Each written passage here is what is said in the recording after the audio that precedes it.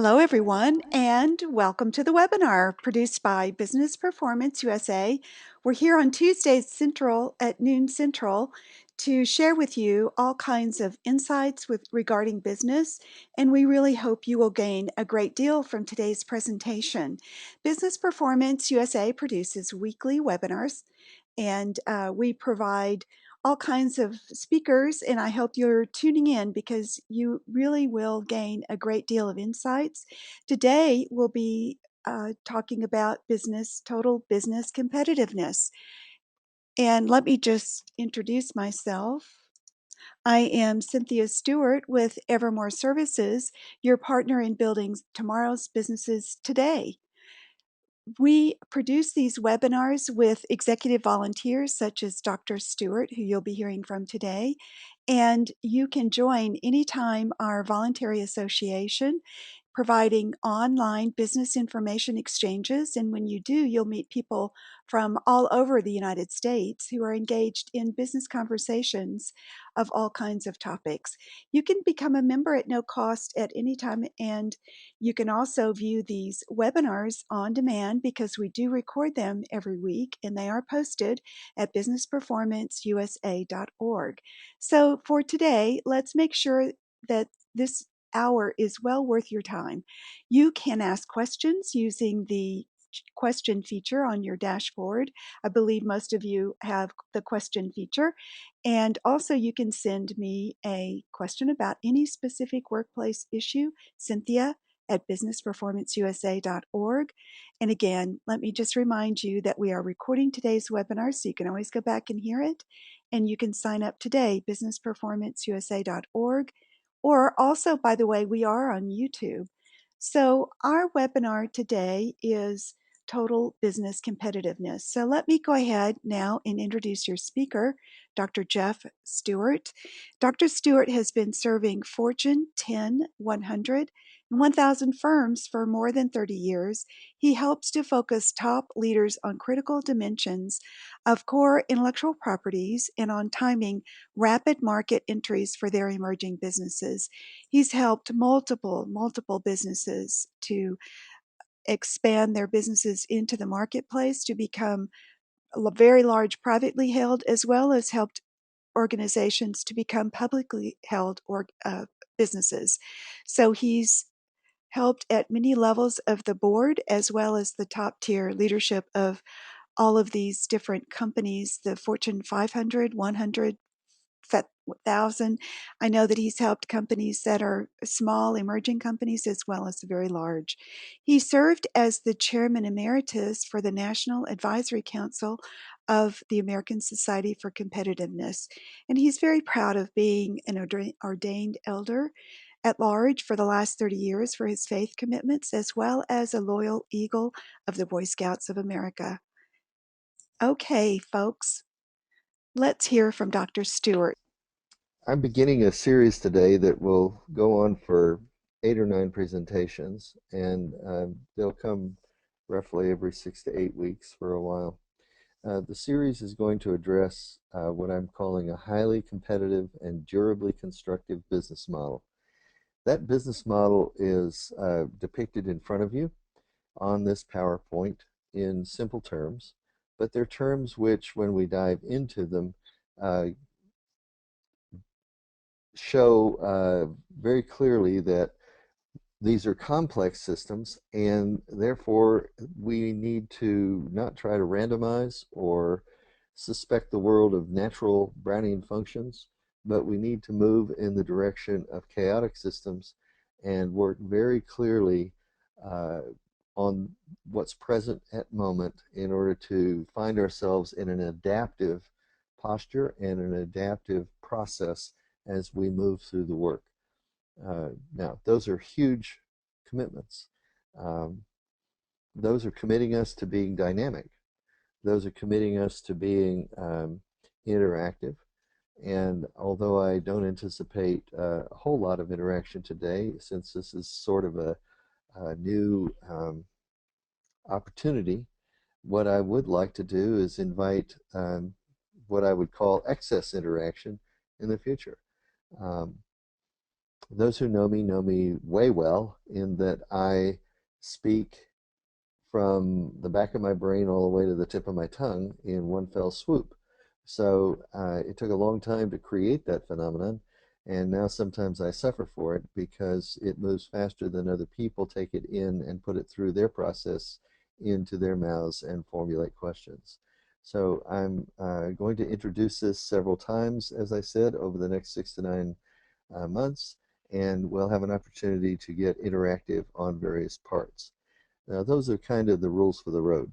Let me tell you they're unwritten rules. The only written rule will be what we destroy today and recreate tomorrow in some better form. So let's take it from that point of view. Let's look at highly competitive. Why would a business want to be highly competitive? Why would we want to model our behavior for others in a highly competitive way? The answer is not as simple as it sounds, but basically it's to win and to make more winners happier in a winning marketplace with the pursuit of happiness as the driving force for everything we put into and take out of the marketplace. So being highly competitive means being really happy. It means being joyful about your work. It means hearing a call to relationship in every moment of your daily activity in business. And it means getting into the game. It means being willing, whether you're in the stands at the 50-yard line, right at the base, or you're up at the top in the box looking the game and calling it over the cast. It means being engaged. It means having something at stake inside the action that is going on. So, highly competitive. It's almost a way of getting up off your knees, knowing that what you've put before creation itself is now coming to pass in your very moment of living the business that is yours to live. Now, that's all really highfalutin language. So let's come back and look at what's involved in a highly competitive and, oops, I missed the phrase, durably constructive. What that means is we not only want a business to last, we want it to be what's the word people like to use? A hard body. We want a business to have a hard body. We want it to be not only healthy, but fit. We want it to be able to enter the game that it's playing, enter the race that it's running, the race for revenue, and keep pace with those over the long term, whether it's a 10K or a 20K or heavens, a 50K. Whether we're running a race of any length, we want to be able to finish strong. So we have to be able to endure and we have to be durable. That is a skill set. It's not simply something you build into the system like a habit. It is a skill set that you work where all the best habits work together. And basically, when you get stripped down for the race and you put it on the run, you stay well watered and you make it to the end, not only just because you ran it, but because you wanted to win it. It's important. Winning is more important than people believe because to win is to do a beautiful thing. It's to not only cross the finish line, but to outcompete your own expectation, to go beyond where you are. Yeah, I have a question. So, Jeff, most people think that highly competitive means that to that you it's a way to gain it's gaining market share. That's why you want to be competitive, is to gain market share and also really to survive and thrive and serve one's stakeholders. Is that what you're also talking about? Yeah, in a way it is. What I'm trying to tell you is that there is something about a an organizational culture that derives from individuals who supersede their own expectations. And organizational cultures embrace the opportunities that others bring, in a way that allows them to open markets and to emerge in those markets in a winning way. So market share goes along with it. It's kind of like a side effect of having brains, assuming that your organization is capable of second order thinking on a reliable basis, then what I've just said is literally true. And so durable also says, well, gee, I can take blows from the economy and from competition, others in the marketplace, and Correct. stay standing. Correct. It's durable not because it's a hardened silo, it's durable because it's adaptive and it is able to change to meet the changing times. It's not only strong and lean and tough and fast and flexible and agile and so on and so forth, but it has the ability to last through any building and rebuilding process you have to do. That's what the word constructive means, getting down to the basics of what makes your business work and doing it well with others. Notice the word is construct. It's not destruct or restruct or some silly thing like that. It really is construct, working with others, building up a structure together. And business has to model that for the rest of the culture, the wider culture. Right. So in So, the end, business is powerful and an important part of the natural creation because it's an important part of people as natural creatures who engage in taking care of the places where they live, not just the ecologies, but the economies. They know the principles thereof and they know how to practice them with diligence. so Jeff, I know you're going to be walking us through this model. It's a I mean, on the one hand, it looks pretty cool. On the other hand, I start to focus in on it. It looks somewhat complex. But could you give us just a quick, 1 minute survey for how we might think about this model? How does it matter to us today doing our business? Yeah, well, let's start with the word observable and let's just stay away from the lower level things that are involved there. You can see pretty clearly I'm talking about innovation, opportunity, and project management, but that's not enough. If all you did was that, you could stay a Boy Scout forever. And of course, I'm a Boy Scout for well over half of the time of Boy Scouts have been in existence. But the main thing is that it has to be observable. That means that whatever you're serving the world, the market, or anybody else as a leader in that market has to be out in front, to be grabbable, measurable, tangible. So, if you do it, you see it, and once you see it, you know what to do better. So it's a circle that you get involved with inside your own activities and your own plans. Observation is also something that occurs from the market into your business. So some businesses have storefronts and big showcases and all kinds of other things to make sure their products are fronted and out there where people can see them and take a look at them and maybe touch them and decide whether they want to buy them. That's making a business observable. The same thing is true with a service-oriented business. You have to be able to bring your business under observation. So that's the importance today of things like social media. Once you socialize your business and you bring who you are into the process of business, you have choices to make. And those choices are all around the economics. And those are not just your internal cost issues, but as we'll find out a little bit later, they're also about your commercial feasibility.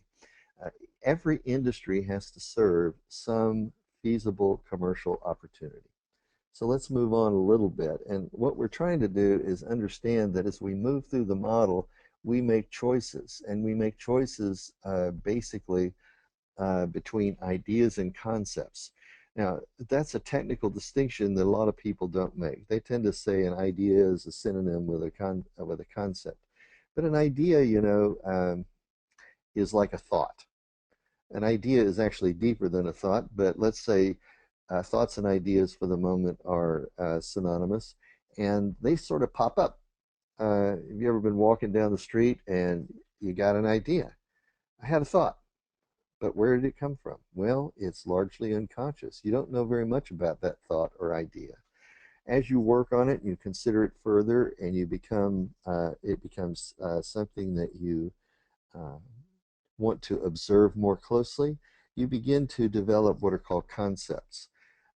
Concepts are things that you grab onto the real world with, and the word "with" is a critical preposition in this case because it means working with others. Ideas that are shared allow you to grab onto the world with others, and those are what we call concepts. Concepts take the heaviest weight. We push the ideas up to the top, and we push the concepts down into practice. Up to the top means, in this case, top of mind. We work at our best second order thinking on the core ideas, and we then push those core ideas in a business or a market or in a design down into the process of doing business, and we get it out into the marketplace for others to observe, and the cycle begins to take another step. So there is that balancing act between concepts and ideas that keep you fresh and keeps the innovation process working. So we move from there into commitment and support. Now, commitment and support are fairly complicated down there, as you can see, and we won't go into that right away here. I'll mention a little more in a minute. But the idea is to build a commitment internally as you build it externally. What you build internally should match what you have from the outside. If you overbuild internally, you won't be able to pay for, support, and continue to deliver to those who want to acquire what you offer in the marketplace and watch you grow and be part of your growth. So commitment internally and externally need to come together in some form of process, and that process is support. Support is not a throwaway word as it is so often in so many cases. It's part of the unwritten rules of the road. If you make a commitment to somebody, you want to support that commitment to the best of your ability. And if you have to get help, go get that. But you want to meet the test of time as you move through that. So we try to make our commitments and our support structures uh, the kinds of things that allow us to retain a competitive advantage.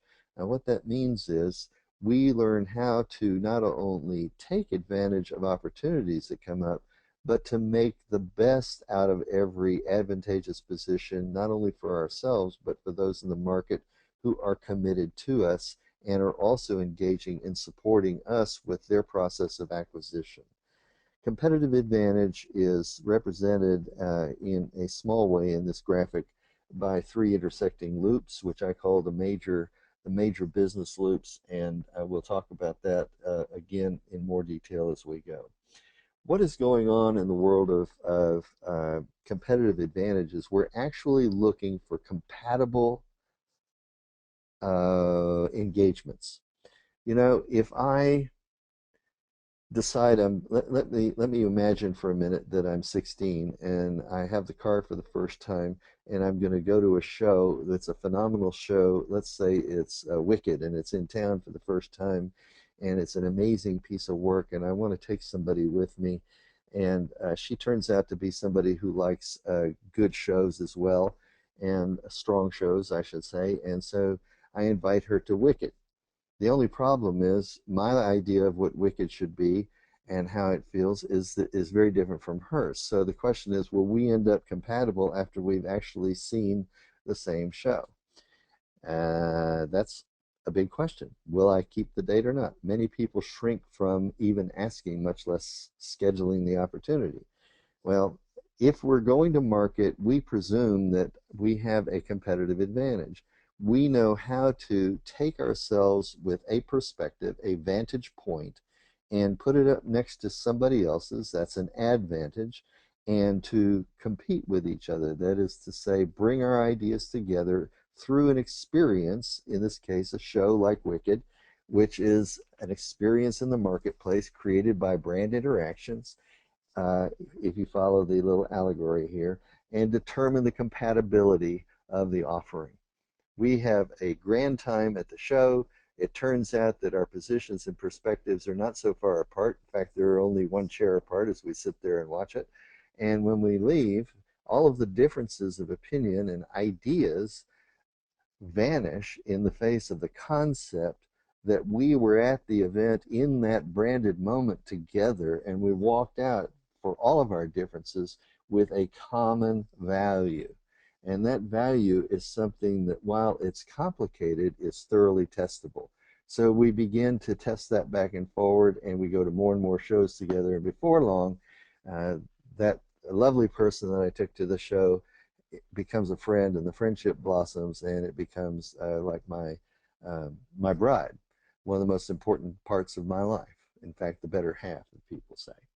So, being highly competitive and durably constructive in business can parallel also the way in which we go to engage each other with our different points of view as strong and solid individuals of good character going forward in the world around us. Because that world has all kinds of things that are good and bad for us that we like and dislike. And if we pull back from the idea that only the time involved is at risk, then we begin to realize as we look at it that it's not only time, it's talent. We're putting ourselves forward on a peer basis with each other, and we're beginning to develop a position that is leverageable going forward. And in that context, I'd like to shift slides at this moment.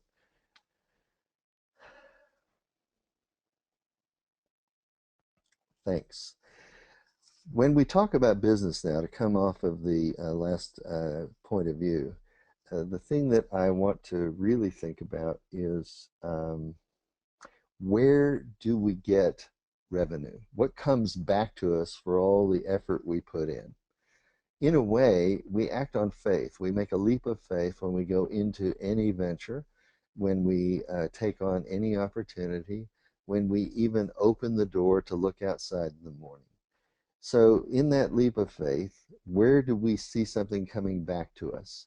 Well, if it's raining, it's pretty obvious. If it's sunny, it's pretty obvious. But if it's an overcast day, meaning the economy's slow and it's all kind of sweltery and slow, um, maybe we really don't know where it's coming from, and we don't have any way to guess without better lighting, better effects. Well, it turns out that we can all see a full color spectrum, and so if you look at this graphic for a minute, I'm going to introduce the color spectrum, and then I'm going to talk about the framework in which it sits, and I'm going to then talk about how it might work very quickly with one example.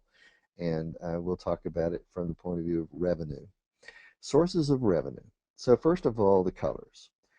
Uh, these are gold, kind of a plum color, red, and green. The plum color would be blue, but we're using blue against the frame. So uh, from the gold, moving to the plum color, moving to the red color, moving to the green color. And I can tell you that every move is a decision point of great magnitude for someone, maybe for many people. So the second thing I want to introduce is the frame. The frame's a little more complicated because it is quadrilateral and it's bisected both ways. It has four blocks, and we call this a Johari window. The idea is, where do we find things when they are mapped against each other? And these things are then sets of things in the map by distribution. So this framework is distributed against two primary aspects of business. One is total revenue, that is all the income that comes to your business from whatever you do, and total cost, that is all of the things that build up in the business that you have to uh, pay for in order to stay afloat, to stay in business, for your boat to move down the river, um, or up the river if you've got strong enough power. So total costs and total revenues. Now, it turns out that people are pretty good in general accounting. Uh, at accumulating total costs, and they're pretty good at tracking whatever they want to count as total revenue. We won't get into tax considerations today at all, but the fact is that total cost and total revenue are generally taken care of pretty easily. The problem is that we rarely get past financial feasibility considerations um, when we consider risk and reward, and we rarely look at commercial feasibility with the same level of detail, and we're not as good at it. The idea in commercial feasibility is when we have to truck something from one place to another, that is, get it logistically moving to somebody else's to meet somebody else's demands, how doable is that? And we don't usually figure that into the equation for revenue unless we're a major corporation with a huge demand pull scenario and a great logistical support system with lots of goods in transaction, like Walmart, for example. They got into it and they track every item at any time on demand worldwide, and they know exactly what their inventory is every 15 minutes or less, even if you're high enough in the hierarchy. So they not only know their total costs, but they know their total commercial feasibility from the point of view of revenue. If the revenue is big enough, then it will be financially feasible. So they have to set criteria. They need to keep costs on a reducing model. That's called cost recovery. Grow in the market, that is, learn more and more about what they're delivering to more and more people and get it more and more focused and desirable to those people in large enough volume to make it commercially feasible and to make total revenues something that is a given, not the only thing that they look for. So revenue sources for them actually will cover all four of these quadrants in the Johari window you see in front of you. And they're pretty good at keeping them balanced on the 40, 30, 20, 10 model that is classical to marketing and sources of revenue in sales. So let me come back now and tell you a little bit more briefly about um, the movement around. I want you to look at the reversed out copy at the bottom of each of the little ellipses. Um, where it says high risk, high return on investment, high ROI, up in the green. Um, that's an endpoint that everybody'd like to get at. What would that mean? That would mean creating something like an iPhone. That would be a high risk, high return on investment situation. It changes the entire structure of a marketplace. How many of us get there? Well, we can count them on two hands in the world at any one time, usually. And that just shows you that human beings were meant to have two hands going to work, to manage their lives, to make it happen, I suppose. But the fact is, we don't begin there. And not everybody can get there. So we do a lot of our work in the other three ellipses. So let's go down to the lower right from the viewer's point of view and look at what is called the core.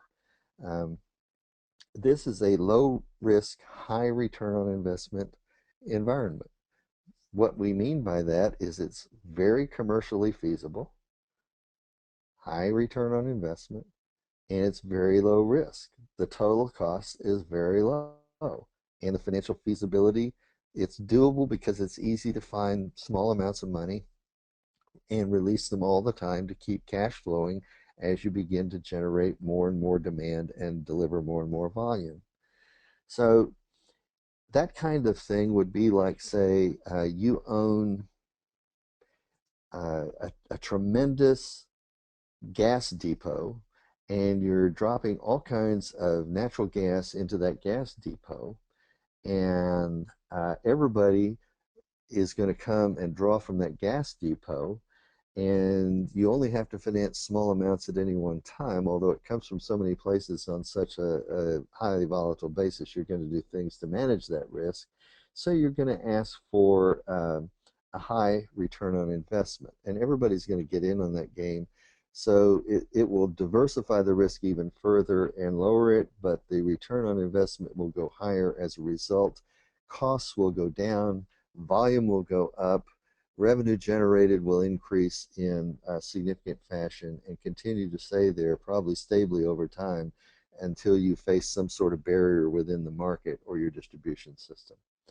Now, that's all well and good. That we would call that an industry when it gets to be that large. We talk about it as energy. It's so large today, and there are even alternative forms of energy trying to get in. So what would that mean? Let's say we're going to run out of gas and we're going to have to go to easily accessible natural gas. And we're going to have to take on something much more difficult and ponderous to consider. And I won't comment on that, but I'll just point out that we do horizontal drilling these days. We do fracking. We do all kinds of things to get at uh, different forms of organic energy which remain consumable directly from the resources our planet provides. By expanding our access to that and continuing to develop those markets and those accounts, we're able to pass that technology around to many more cultures and bring more and more people online with that demand. And that would be what we would call an expanded core business.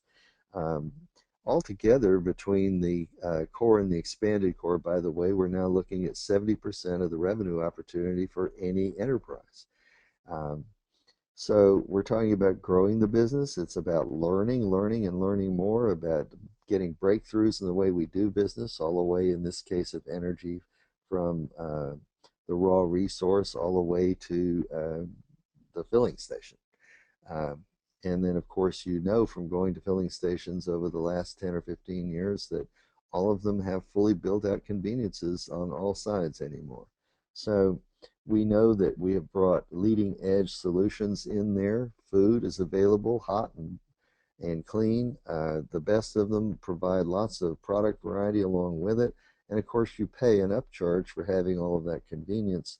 So you begin to experience what we call a new leading edge in and around your business. That includes things like financing and credit and all kinds of things. And companies begin to differentiate on their ability to run and work in those different ways. This is desirable business, of course, and it's an ideal position to enter if you're a third party provider as a starting point because you can make revolutionary advances by doing small things. However, it is a high risk environment and the returns are not always high. They can be low because it can sometimes take a long time for people who are doing things one way to adapt to or adopt new ways. So in the end, we move from core through expanded core to a new leading edge, and we cover 90% of the revenue sourcing potential in a market. Now, I should make a footnote here just because I want to say I don't want to overlook the issues of sustainability and alternative energy. And I want to point out that those sustainable and alternative offerings may often be at cross purposes with each other because those markets remain inefficient and not widely adopted, and learning in those markets is very, very low still. So it's hard to be a leader in something that is still a very small fraction of an overall pie that is highly vested with a whole lot of inertia with respect to potential change. That's where incoming big change makes a big difference. So I've gone around this now, and I'll just suggest that with a lot of the breakthroughs electronically and in the new physics that are going on, we're very likely to see, and I'm not going to be, a crystal ball gazer here, but we're very likely to see, just on the probability of demand-driven markets in an open situation, breakthroughs in technology that will do to the energy market what the iPhone has done to our communications sometime in the next decade or so. Be prepared, be looking around, keep your eyes peeled and your ears open, and get out there if you've got a good idea and do something about it. Can we change slides, please?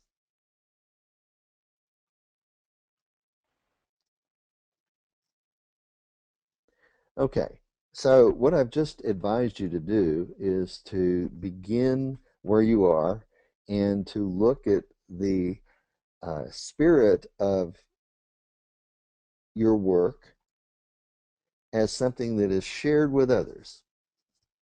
That's what we call enterprise. Now, technically speaking, in these days, the word enterprise refers to a well-established business. And that enterprise really is responsible, it is the end result of some other things. But we tend to look at our goal and then calculate backwards from our goals to find out what it takes, and then prepare to go into a market. And so we come up with an idea for an enterprise, we put that together, we create a business strategy plan, and then we go forward and we make that work in various ways, so that we don't have to do it all. We can rely on others, whether they're inside our own enterprise design or somebody else's, to carry out the tasks and to make sure the value is created and then added where it needs to be at all points along the process. So, what I want to talk about is how we move from our own organizational design, where we want to be excellent as a culture, into the world where excellence in business is the whole shebang. When we do that, we have to move ourselves as a whole culture forward. We can't just move a piece here and there without creating stresses and breaking things. And if we try to do that, we will end up not becoming a total business. We'll end up becoming a lot of broken pieces. Now, as you know, many people fall apart when they approach the shore. They don't know how to dock the boat. They don't know how to pull up on the sand. They're afraid to get in the water, whatnot. You have to go through a period of experimentation and process and training before you can actually land on the beach. Now, I grew up in the Marine Corps, so uh, landing on the beach was something that I learned how to do from the first moment that I was able to hit the water. And frankly, it was really, really young. My dad took me swimming for the first time at 6 months, and I was free swimming by the time I was 9 months. And of course, he was watching over me every minute, much like we do in an environment with a lot of upstart businesses, which get their feet wet and then they begin to move around, and they move around with help, and then so on and so forth. They begin to free swim and play in the market.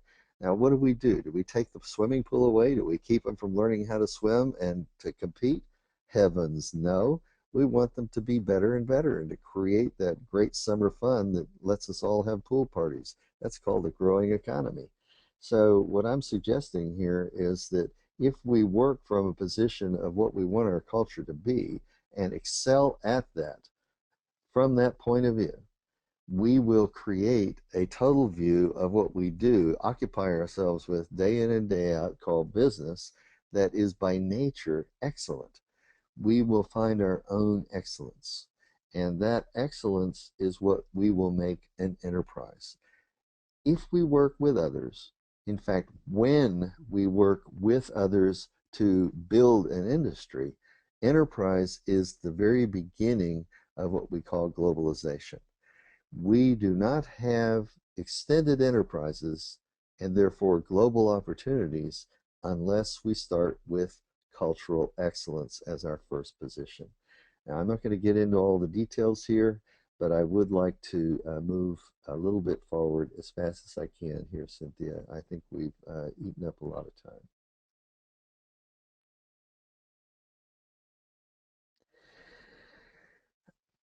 Cynthia is going to fill you in on what's coming next, but I wanted to move to this screen because I want to show you an important piece of information. You see that little worker bee in the upper corner, which is our note of Business Performance USA at Work for You. And you see a blue button, as you'll see it on the website, that says Become a Member. Um, it's important for you to understand that we have created a voluntary association where you can be, at no charge to you, an open member and begin to establish your uh, friends and followers in an environment which will be, as you work through it, increasingly safe, and secure for those that are in the small to mid-sized business market. We experience a lot of interest from um, large enterprises and extended enterprises in what we're doing because they know that having a virtual space in which small to mid-sized businesses can meet with everybody from solopreneurs through Sohos to professional offerings and each other and move dynamically where concepts make a difference on a peer-to-peer, business to business, and enterprise to enterprise basis is absolutely crucial out there. So, what I want to do is invite you to bring yourself and your friends to become members of businessperformanceusa.org. It's free. Um, yeah, I'm not going to back away from that word free because, free is what we're doing all this for. We want to be free people whose free will is exercised in a free market and that makes other people free because of it.